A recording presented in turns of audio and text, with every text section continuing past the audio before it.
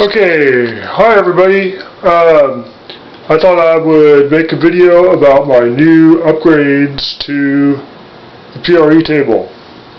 So, here it is. This is the same frame I had before.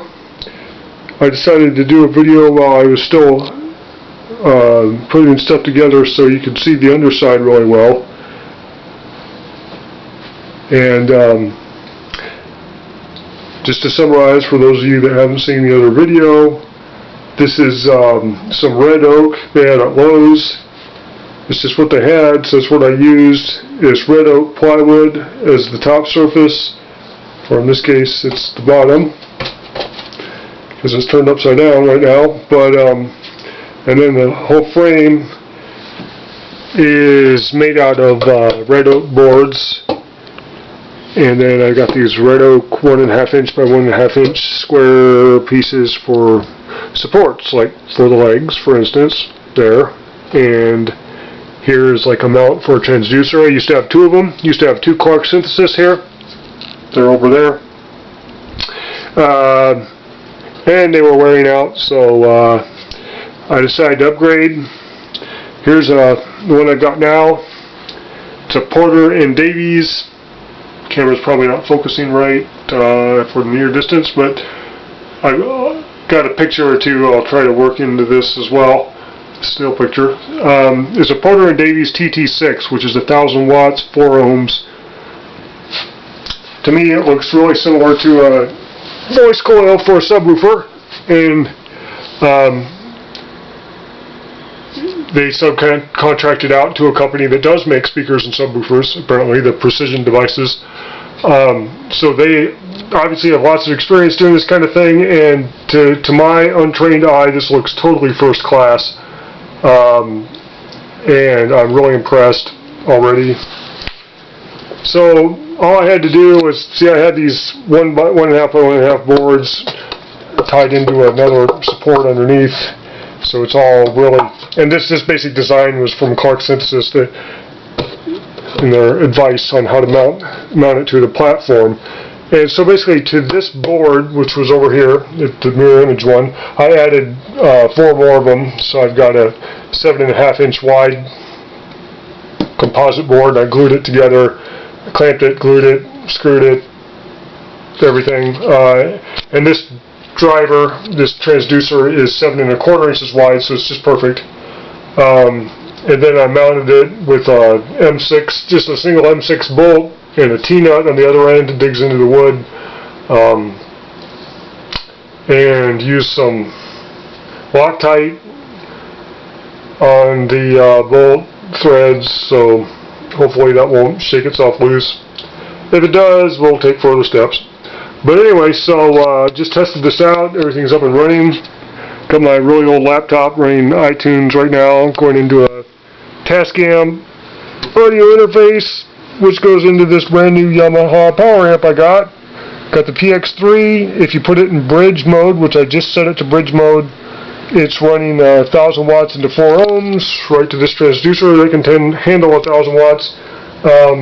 So everything is kosher. And without further ado, let's start up iTunes here. So iTunes is running. I'm playing this Liquid Mind by Chuck Wild. That's what I use all the time on the table. And we'll turn up the gain a little bit.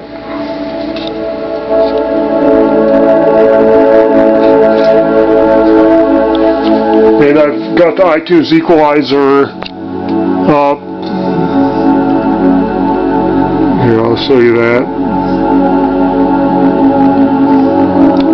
That's my iTunes equalizer preset. I don't even know if you can see that for anything in the video, but yeah, it looks okay. Just turned down all the high end and then started bringing it up around 500 hertz, and it's pretty much full range at 64 hertz.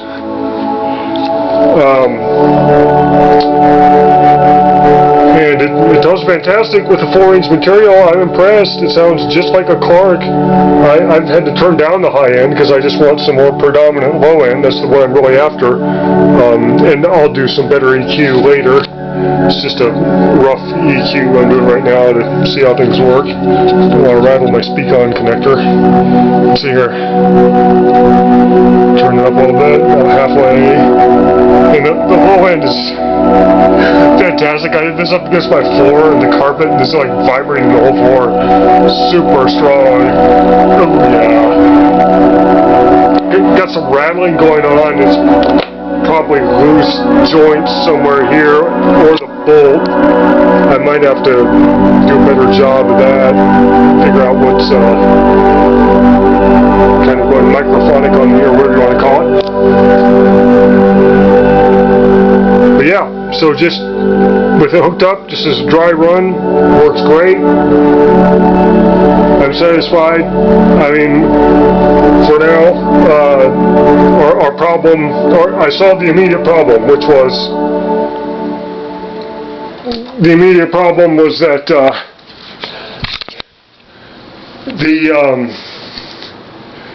Clark synthesis transducers kept wimping out more and more. So what happens with them is if your signal is anywhere close to maximum volume, they'll cut out. They have a thermal protection circuit that just cuts out, and the whole transducer will just stop, just goes dead. And then after like a minute or 2 minutes, it'll gradually fade back in, and you have to turn down your signal. If you don't, it'll just drop out again. And so, you know, that was always, I would always find basically a level that would work. I'd use the meters on the Samsung power amp I had to make sure the signal wasn't going into the red at all. And it used to be that was fine. Like, as long as I wasn't going into the red, it could handle it, and we were good. But then I started doing some more fine-tuned EQ, boosting the low end more, like around 20 hertz, and down more. And then for a while they were doing great. It was the Platinum, the TST49 Platinum by Clark. That was doing great. I was getting a lot of strength out of it, but you had to get right up to that point before they would cut out, and then you could get some really good output. And I had to compress it like crazy and everything to keep from going over that. And that worked pretty good. But then after like a month or two of doing that twice a week or something for a couple hours, they started cutting out. So I had to back it down a little bit. Then they'd cut out again. And then I'd back down a little bit, and they'd cut out. And so they're getting to the point where they can't produce half what they used to. And they just don't come back. That's just where it's at. So I guess they're deteriorating. And so I was never impressed with the Clarks because I always felt like I had to get right up against the maximum they were capable of to get it just barely what I was satisfied with. You know, the kind of level of vibration I wanted therapeutically on the table. So I always wanted a more powerful transducer, but it seemed like the more powerful ones on the market were just shakers that really had one frequency they were good at, and that was about it. And I didn't want that, and I was looking around, I stumbled on Porter and Davies, who do drum throne platforms and stage platforms for musicians to stand on. They're designed to handle basically the full range of music, the vibrational range, you know, 500 hertz down, 200 hertz down, whatever. And just, you know, to fill you in, they told me, the Clarks, or the Porter and Davies engineers told me to do a high pass filter at about 40 hertz on their drivers, just to protect them from that super low frequency range where it requires a lot of throw, and apparently they overheat, and like any loudspeaker, you know, there's a limit to what you can do. But my approach was I wanted to get the most powerful one they had so that I wouldn't have to drive it as hard. You know, maybe I'm pushing it at about 10% of what it can do, 20%, whatever. And that way, even at those lower frequencies, I'm not getting anywhere close to the red line.